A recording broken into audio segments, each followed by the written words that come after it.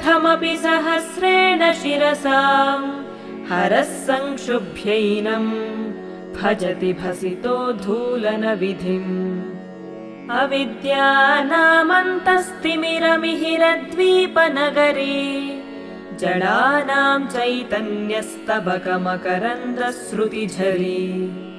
दरिद्राणां चिन्तामणिगुणनिका जन्मजलधौ निमग्नानां दंष्ट्रा मुररिपुवराहस्य भवति